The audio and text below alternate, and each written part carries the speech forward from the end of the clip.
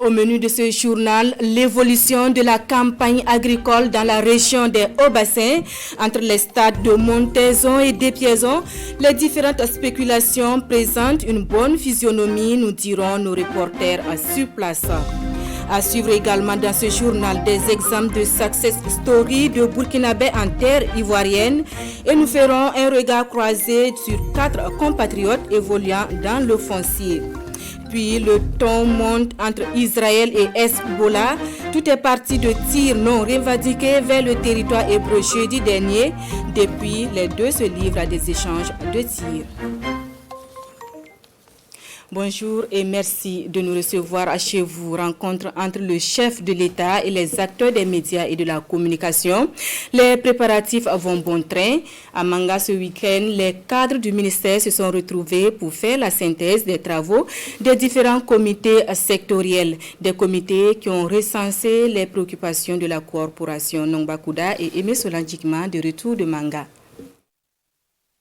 Constitué de 10 groupes représentant les différentes entités de la communication, ce comité technique est chargé d'examiner à cette rencontre les différents rapports des acteurs du dit secteur. Cette session de travail s'inscrit dans le cadre des préparatifs du dialogue direct entre le président du FASO et les acteurs de la presse. Il s'agit essentiellement de fabriquer un document digeste, un document de synthèse qui sera base de travail lors de la rencontre entre le chef de l'État et les différents acteurs du secteur de la communication et des médias. Il faut dire que ça rentre dans le cadre des réformes engagées par le ministre de la Communication, le docteur Ousseini Tamboura, qui entend faire les acteurs des médias un axe important dans la mise en route d'un développement endogène, d'un développement beaucoup plus participatif. Donc c'est ainsi que l'ensemble des acteurs, médias publics, médias privés, même jusqu'au niveau des retraités, sont interpellés en vue de poser les bases d'une nouvelle dynamique de travail qui implique nécessairement l'ensemble des parties prenantes. Le document de base qui sortira de cette rencontre est le résumé des préoccupations de la corporation. Pendant ce temps, à Ouagadougou, une vingtaine de journalistes et de blogueurs étaient à l'école de la collecte, la rédaction et la diffusion de l'information relative à l'accès de tous à l'eau, l'hygiène et à l'assainissement. Une formation voulue pour eux par WaterAid. L'ambition est de permettre à ces hommes de médias de mieux porter le débat. Le point avec Abdel Aziz Yagibou et Amadou Marcel Tou. Je rejoins Jonathan pour vous remercier de votre présence. Des formateurs connectés depuis Londres et Dakar pour partager avec les blogueurs et journalistes des différents médias du Burkina des rudiments nécessaires pour identifier et traiter des sujets d'intérêt en lien avec le changement climatique, l'accès des populations à l'eau potable, à l'hygiène et à l'assainissement. L'initiative portée une fois de plus par WaterAid tient en un motif. Interpellés par le canal des médias, les populations, les décideurs politiques et les partenaires techniques et financiers à s'investir pour faire de l'accès à l'eau potable, à l'hygiène et à l'assainissement d'ici à 2030 une réalité. Il y a au moins 25% des Burkinabés qui n'ont pas encore accès à l'eau potable. Il y a au moins 75% des Burkinabés qui continuent à déféquer à l'air libre, qui n'ont pas de toilettes décentes. Donc ça veut dire que c'est une problématique fondamentale pour notre pays. Et le Burkina Faso a pris un certain nombre d'engagements au niveau national, international, pour travailler à faire en sorte que tous les Burkinabés aient accès à l'eau potable et à l'assainissement. Il s'est agi d'échanger avec les journalistes pour renforcer leurs capacités, parce que c'est tous ensemble que nous devons travailler à relever ce défi-là. À l'échelle mondiale, ce sont environ 2,3 milliards de personnes qui manquent d'eau potable selon WaterAid. Autant de données préoccupantes qui situent tous les enjeux de cette formation pilotée par 3 formateurs depuis Dakar, Londres et Ouagadougou. Faisons à présent un tour dans les champs et pour prendre le pouls de la campagne agricole dans les hauts-bassins. Entre montaison et épiaison, les spéculations présentent une bonne physionomie, nous disent Drissa Traoré et Karim Sissé. L'heure est aujourd'hui au sarclage dans le champ de maïs de Fatouma Konati, un champ au stade de montaison. L'hivernage se déroule bien. En tant que femme, j'ai pu produire 1 hectare de maïs, 1 hectare de coton, j'ai aussi du riz. Seulement, ce sont les herbes qui nous fatiguent. À Congolukoro, l'exploitation agricole de Bakary Bamba a dépassé ce stade. Son champ de maïs à l'étape des piaisons se laisse admirer. Le champ de coton, quant à lui, est en train d'être buté par ses enfants.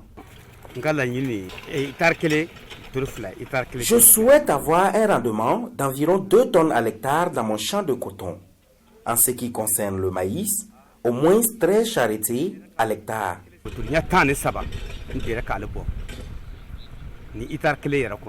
Le contraste entre ces deux exploitations donne à peu près un aperçu sur le déroulement de la campagne agricole cette année dans les hauts-bassins. Une campagne avec une disparité dans le temps et dans l'espace du fait de la pluviométrie. Aujourd'hui, lorsqu'on fait la situation, si les 10 postes qui sont suivis, 7 sont excédentaires, tandis qu'il y a 3 qui sont déficitaires. Voilà, les postes déficitaires, c'est les forts de Funzon, de Orodara et de Koloko. Qu'à cela ne tienne, l'espoir est permis, nous rassure le directeur régional en charge de l'agriculture des hauts-bassins. Mais nous avons l'espoir. L'espoir parce que ce n'est pas une première fois qu'on rencontre cette situation. Nous avons beaucoup d'espoir que si l'activité de la mousson se maintient dans ce tempo, avec cette reprise-là, nous aurons une campagne qui est vraiment qui sera une bonne campagne.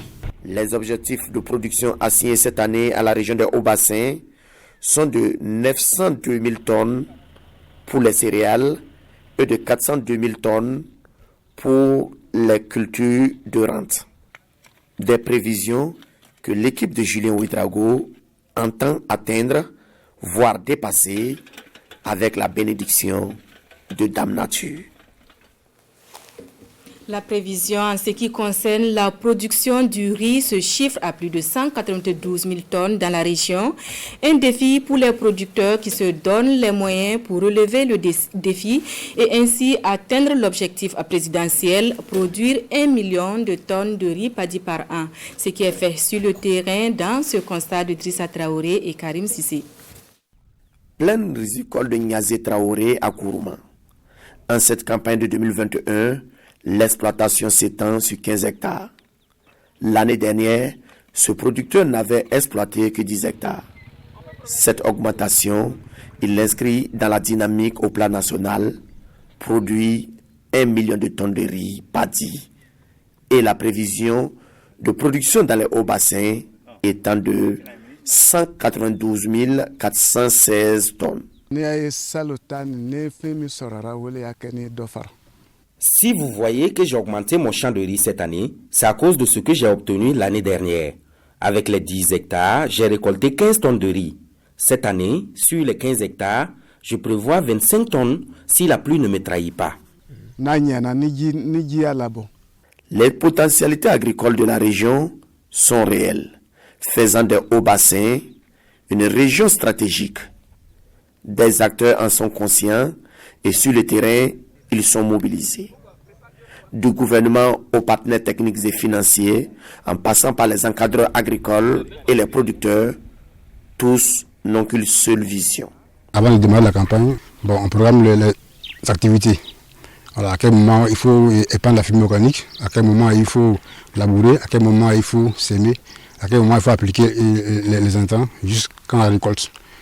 Haute exploitation, même dynamique. Cette rizière qui s'étend à perte de vue démontre, si besoin en est, l'engagement des producteurs de Congolukoro. Là, 419 hommes et 256 femmes exploitent ce site de 600 hectares, dont 259 sont aménagés. On a remarqué que non, les années antérieures, ils étaient à 2 tonnes, 1,5 tonnes. Mais actuellement, nous sommes à 6 tonnes à l'hectare. Donc vous voyez que non, il y a eu un plus. La détermination des riziculteurs de Congolukoro leur a valu la réalisation de cette infrastructure hydraulique. Une infrastructure qui leur permet désormais de produire en toute saison. Donc c'est un bouli de pratiquement 15 000 à 20 000 mètres cubes comme capacité de rétention, avec une possibilité en fait d'avoir en fait de l'eau jusqu'à la période du mois d'avril-mai. Voilà, pour véritablement permettre en fait de faire l'irrigation du complément. Sana dans le Kinedougou. Ici également, la production du riz bat son plein. Une production qui n'aurait pas pris son envol sans les différents appuis de l'État et de ses partenaires au développement. En temps normal, le prix du labour varie entre 25 à 40 000 francs par endroit. Mais ici, la contribution du producteur est de 5 000 francs. L'année passée, l'État avait mis autour de 423 tonnes de semences de riz. Cette année, nous sommes autour de 800 tonnes. Nous avons mis à disposition près de 880 tonnes d'engrais. Dans les différentes localités parcourues et sur l'ensemble des périmètres rizicoles visités, la campagne se déroule normalement au dit des différents acteurs du domaine. Une bonne campagne rizicole est donc en perspective. Direction à présent la Côte d'Ivoire qui compte environ 4 millions de Burkinabés. Des Burkinabés que l'on retrouve dans plusieurs domaines d'activité dont le foncier. Allons à la rencontre de 4 d'entre eux et comme vous allez le voir, ils tirent bien leur épingle du jeu. Le dossier est signé Gérard Sommet et Boukari Ouedraogo. Il est 18h au quartier Angré d'Abidjan. Amélie Bagayan, après une journée de rendez-vous et de visite de chantier, rejoint ses bureaux. Bonjour. Comme chaque soir, il sonne le rassemblement de ses collaborateurs pour faire le point de la journée. Et pour ce soir, sont passés en revue les projets de lotissement à Bingerville, Jacquesville, à Bengourou, Yamoussoukro et un projet immobilier en cours d'implantation. Depuis 2013, nous exerçons dans le domaine de l'aménagement foncier. Avant, nous avons dirigé d'autres structures qui étaient spécifiquement dans le domaine de l'aménagement foncier, sans ajouter la promotion immobilière. Membre de la Chambre des aménageurs fonciers de Côte d'Ivoire, Bagayan travaille en synergie avec d'autres acteurs. Nous travaillons en synergie avec M. Douamba Moussa qui est un partenaire, un collaborateur. Douamba Moussa, le voici, nous l'avons retrouvé dans ses bureaux à l'autre bout du quartier Angré. Un nom qui compte dans le milieu des aménageurs et des promoteurs immobiliers en Côte d'Ivoire. J'ai appris le foncier dans le tas, je me suis entouré de juristes, que moi-même souvent je forme. Je me suis entouré aussi de spécialistes du foncier qui sont avec moi.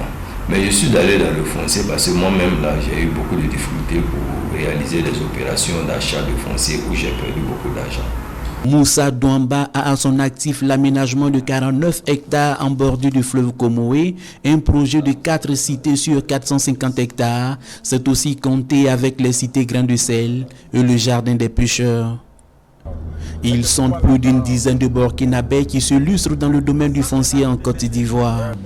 Parmi eux, Inoussa Sankara, et nous l'avons retrouvé à Akandje Village, à proximité de Bingerville. Self-made man, il a troqué ses habits de patron d'entreprise contre ceux de patron de chantier et ici, il veille au grain, même aux plus petits de taille. Actuellement, on est en train de travailler sur les 62 hectares. 62 hectares en 3 mois, entre vous-même, vous voyez. Un projet de plusieurs centaines de millions, fruit de la coopération entre Inoussa Sankara et les propriétaires terriens. Il y en a des terres qu'on n'est pas construit. Mais plus que je n'ai pas les moyens, que j'ai vu un partenaire qui est Aziz Construction, et franchement, comme je sais que les pays de la CEDEAO, ce sont les mêmes familles, donc je n'ai pas cherché loin. J'ai dit, ok, si moi j'étais que lui il a les moyens, pourquoi ne pas travailler ensemble? Déjà 3 mois de travaux, une centaine de millions investis et le projet est en train de prendre forme. Actuellement, nous sommes au décaissement et terrassement et nous allons passer par la suite à la phase du bornage et puis des ouvertures de voies et d'implantation des poteaux électriques et ensuite la viabilisation. Inoussa Sankara, Moussa Douamba et Amidou Bagayan se sont frayés leur chemin dans le tissu économique ivoirien, mais n'empêche qu'ils ont le regard tourné vers la mère patrie. Et ici, au Burkina, le ministère de l'Économie, des Finances et du Développement poursuit sa campagne de diffusion de la stratégie nationale de finances inclusives. L'équipe de vulgarisation a déposé ses valises et ciseaux dans la cité des Banquis. Aux populations, l'équipe a dévoilé les ambitions de cette stratégie qui vise la facilitation de l'accès des populations aux services financiers. Yves Rwamba et Draman Sow. Plus de 39% de la population du Burkina Faso ne participe pas aux efforts de développement selon une étude du ministère en charge de l'économie. Ce chiffre monte à 42% dans la boucle du Moun. Pour prendre en compte ce potentiel économique, le ministère en charge de l'économie et les autorités régionales lancent cette campagne d'information, de sensibilisation et de diffusion de la SNFI, la stratégie nationale de la finance inclusive. Il y a donc 3 piliers sur lesquels on va agir. D'abord, l'accès, disponibiliser les services financiers de base, afin que toutes les populations, là où ils sont, qu'ils aient accès et qu'ils utilisent. Donc l'utilisation, c'est le deuxième pilier sur lequel on va agir. Et pour qu'ils utilisent, il faut que ce soit accessible à leurs moyens. Donc le troisième pilier. Et pour maintenant booster cette croissance, c'est des sessions d'éducation financière qui seront organisées dans tout le pays pour amener les gens à bien utiliser leur argent. À travers ces actions, le ministère en charge de l'économie entend faciliter l'accès aux services financiers de base que sont le compte bancaire, le crédit et la micro-assurance. Dans d'autres foyers, c'est les femmes qui prennent la charge de la famille. Mais avec ce projet, ça sera la bienvenue. Pour pouvoir, on va pouvoir améliorer nos activités pour aller de l'avant. La SNFI a débuté en 2019 pour s'achever en 2023. L'objectif est de faire passer le taux d'inclusion financière à 75%. Nous restons dans la ville de Dédougou pour parler de lutte contre la stigmatisation des personnes vivant avec le VIH-Sida, un phénomène qui a la peau dure et qui constitue aujourd'hui un frein à la prise en charge. Les acteurs des droits humains revisitent à Dédougou les dispositions juridiques protégeant les personnes vivant avec le VIH. Précision avec Ida Nabadabire et Karim Ouedraogo. Malgré la baisse du taux de séroprévalence du VIH-Sida au Burkina de 7,17 en 1997 à 0,7 en 2018, certains groupes de personnes restent confrontés à la stigmatisation et à la discrimination, ce qui ne favorise pas leur accès aux services de prévention, de soins et traitements. Et c'est pour lutter contre ce phénomène que le SPCNLS outille ses acteurs concernés à travers cet atelier de formation. Il faut dire que les chiffres évoluent à la baisse. Mais ce n'est pas pour autant qu'il faut arrêter la riposte contre le VIH-Sida. Parce que les groupes spécifiques, notamment par exemple les détenus, les personnes qui vivent déjà avec le VIH, les hommes qui ont des rapports sexuels avec d'autres hommes, les orpailleurs, les routiers, les jeunes et les adolescents, les femmes en âge pour créer le personnel de santé, etc. etc. C'est un certain nombre de groupes spécifiques au sein desquels il y a encore de gros efforts à faire. Et ce sont ces efforts qui pourraient nous conduire à l'élimination complète du VIH-Sida d'ici l'horizon 2030. Cet atelier réunit des officiers de police judiciaire, des magistrats et des avocats. Il s'agit entre autres d'échanges et de partage d'expériences autour des droits humains et VIH-Sida pendant ces 72 heures. Et il y a des textes qui existent au niveau du Burkina Faso en faveur des personnes vivant avec le VIH. Nous allons revenir aussi sur ces textes-là, qu'ils sachent que ça existe et qu'ils fassent souvent référence à ça pour soutenir les personnes vivant avec le VIH. À l'issue de cette formation, nous serons plus aptes à pouvoir donc protéger véritablement ces personnes vivant avec le VIH-Sida. Le représentant du SPCNLS exhorte les participants à être des acteurs d'opérationnalisation de la formation à l'issue de l'atelier. Aussi, les grandes lignes d'une stratégie d'intervention de la lutte contre la stigmatisation et la discrimination des personnes vivant avec le VIH seront élaborées. Zabga, dans la commune de Boussouma, dispose désormais d'un centre de santé et de promotion sociale. Un centre qui a coûté plus de 199 millions de francs CFA à l'État à travers le programme de renforcement des infrastructures socio-éducatives prises. La coupure du ruban avec Aimé Douamba et Bernard Diasso. C'est désormais officiel. Le village des Zabga dans la commune de Boussouma dispose de son centre de santé et de promotion sociale, CSPS. L'édifice est constitué entre autres d'une maternité, d'un dispensaire, d'un bloc de 3 logements de fonction, d'un incinérateur et d'un poste d'eau autonome qui alimente tous les bâtiments du CSPS. La réalisation de l'infrastructure est l'œuvre du programme de réalisation des infrastructures socio-économiques en abrégé prise. Nous avons également apporté l'énergie solaire pour permettre le bon fonctionnement du CSPS. Quand on ajoute la construction de l'infrastructure et puis les équipements et tout, nous serons autour de 120-130 000.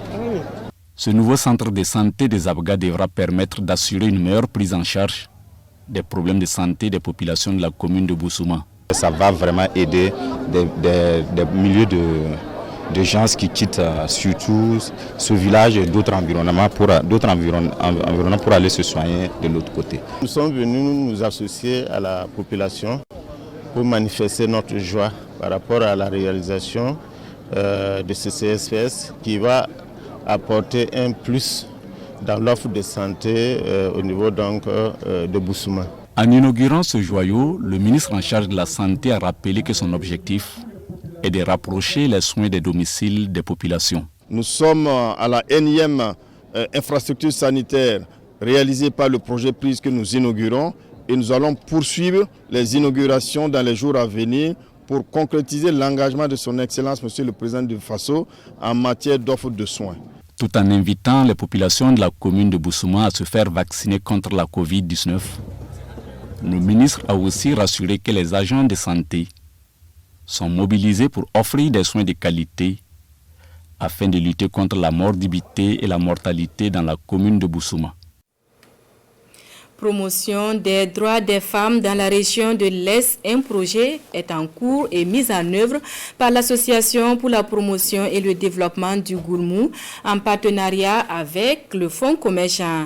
Un projet qui a inscrit dans son plan d'action une opération d'établissement de carte nationale d'identité. À ce jour et à mi-parcours, plus de 1300 CNB sont établis pour un objectif de départ de 500. Amidou Lankwande et Jérôme Tendanou nous en disent plus. Sur une prévision de 500 cartes nationales d'identité burkinabé à établir, plus de 1000 citoyens en disposent désormais grâce à cette campagne initiée par la PDG, l'Association pour la promotion et le développement du Gourmou. L'opération vise surtout à protéger les droits de la femme dans un contexte d'insécurité. Aujourd'hui, nous sommes à plus de 1300 déjà réalisés, mais comme vous le constatez, la campagne se poursuit et avec le contexte sécuritaire délétère de notre région, l'accompagnement des populations, de nos bénéficiaires à avoir ces actes leur permet également de s'exprimer d'abord sur le plan électoral, mais de pouvoir vaquer également à leurs occupations au niveau de la région. Autant pour le chef d'antenne régionale de l'ONI-Est que pour les bénéficiaires, l'initiative de la PDG est salutaire. Regrouper un certain nombre de personnes financées par une association entièrement.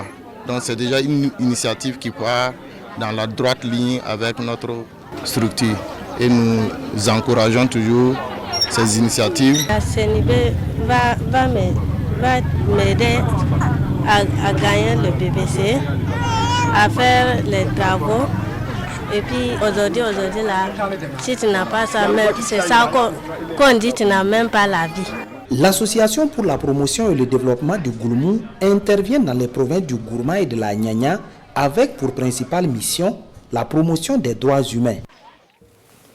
Cette brève avant de poursuivre ce journal dans la boucle du Mouhoune ce 7 août 2021, une unité spéciale des forces de défense et de sécurité a neutralisé suite à des échanges de tirs entre Diamasso et Bouni, le chef terroriste Ousmane Sidibé, alias Mouslim, et son compagnon et formateur spirituel Bandé Amadou, des chefs terroristes qui harcelaient les populations depuis des années. Et de 6 pour les universités citoyennes de l'association Monde Rural. Cette année encore, des jeunes, une soixantaine de la commune de Gourcy, ont reçu un mois durant une formation à des métiers issus des notions de citoyenneté. La cérémonie de fin de formation avec Abassé Traoré et Karim Bikenga. Des chaussures, des porte-clés et d'autres objets d'art utilitaire fabriqués après 30 jours de formation. Les auteurs, ce sont ces jeunes participants des universités citoyennes de l'AMR, l'association Monde Rural. Les jeunes ont aussi été initiés à la citoyenneté. Le citoyen, c'est le leader. Voilà. Un citoyen n'est pas, il ne s'assoit pas et regarde faire. Voilà. Le citoyen, lui aussi, il contribue à la bonne gestion de la cité. Après la formation, je vais me lancer dans l'entrepreneuriat pour développer ce pays et également partager mes connaissances à mon entourage, à toute la jeunesse. Quand l'heure vient de repartir, les participants se montrent reconnaissants. Mais les initiateurs attendent le retour sur le terrain. L'exemplarité, le sacrifice et la discipline, c'est à cela les jeunes sont invités. Et c'est souhaiter que ce qu'ils ont appris puisse servir de repère, mais aussi qu'ils arrivent à enseigner d'autres jeunes, qu'ils arrivent par leur comportement à influencer la vie de certains jeunes. À partir des outils que nous leur avons donnés, ils devraient être capables au sein de leur environnement, au niveau de l'école, au niveau de la famille, au niveau de leur collectivité, en tout cas d'être des porteurs d'idées novatrices. Les universités citoyennes 2021 sont la 6e édition du genre. Elles ont été financées par l'organisation Diaconia. À la cérémonie de clôture, l'assistance a observé 1 minute de silence en hommage aux victimes des dernières attaques terroristes. En actualité internationale, le ton monte entre Israël et le Hezbollah. Les deux se livrent depuis quelques jours à des échanges de tirs. Tout est parti de tirs non revendiqués vers le territoire hébreu de jeudi dernier. Vous bombardez, nous bombardons. Déclaration du chef du Hezbollah à l'attention de l'armée israélienne. Hassan Nasrallah revendique les tirs de roquettes contre Israël, une réponse selon lui aux frappes de l'État hébreu. Toute frappe aérienne de l'aviation israélienne sur le Liban sera inévitablement suivie d'une réponse, mais d'une manière appropriée et proportionnée, car nous souhaitons protéger le pays. Ce jeudi, pour la première fois depuis 15 ans, l'armée israélienne a frappé le sol libanais en réponse à une salve de roquettes tirée sur l'État hébreu la veille par un groupe qui n'a pas revendiqué son acte. Ce vendredi, le Hezbollah et Israël ont échangé des tirs, mais sur des zones non habitées, sans faire de victimes. L'un des porte-paroles de l'armée israélienne déclare que le pays ne veut pas une véritable guerre, mais reste prêt. C'est presque mot pour mot ce que déclare aussi le chef du Hezbollah.